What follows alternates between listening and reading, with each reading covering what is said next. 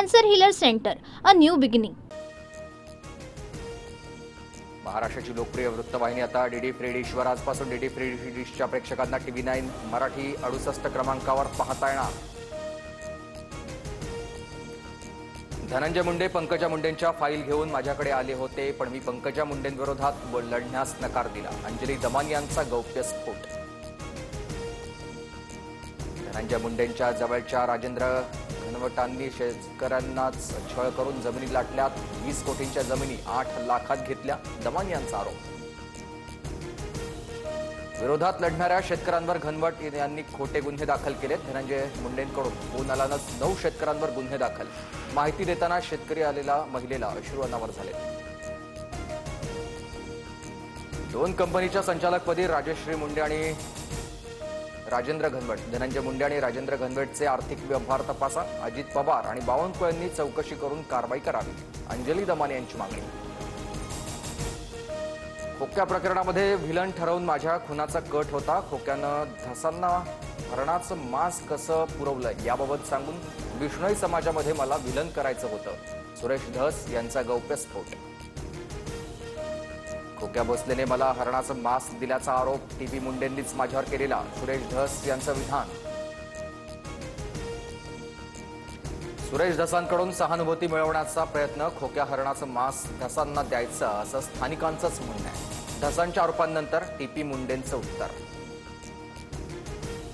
सुरेश धसांना फसवलं जातंय। हरिण आमचा दैव, आम्ही कधी मारले नाही। आमच्या घरामध्ये सापडलेलं मांस रानडुक्कर आणि बकऱ्याचं होतं। खोक्या भोसलेची पत्नी तेजू भोसलेकडून स्पष्ट।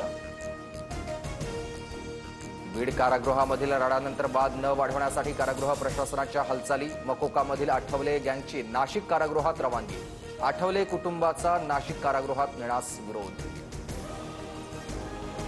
अडवाणी असताना मोदी पंतप्रधान झाले। अडवाणींचा हक्क होता, त्यांना सत्तेवरून बेदखल केलं। संजय राऊतांचा दावा आहे, तर सप्टेंबरमध्ये मोदी 75 वर्षाचे होत असतानाच त्यांना निवृत्त व्हावं लागणार, राऊतांचं विधान।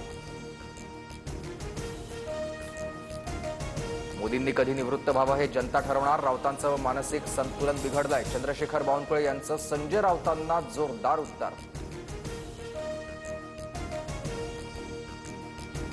कुणाल कामराच्या 2 फेब्रुवारीच्या शोमधील प्रेक्षकांनाही पोलिसांकडून समन्स। नया भारत शोमध्ये उपस्थित प्रेक्षकांचे जबाब नोंदवले जाणार।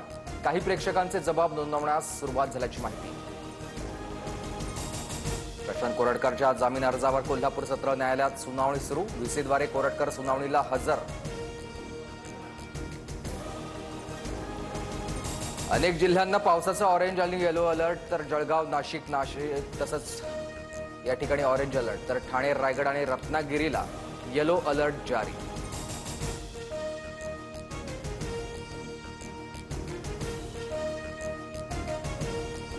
नोएडामधील शॉपिंग कॉम्प्लेक्समध्ये भीषण आग, 50 लोकांना वाचवण्यात अग्निशमन दलाला यश। जीव वाचवण्यासाठी लोकांना इमारतीमधून बाहेर उड्या।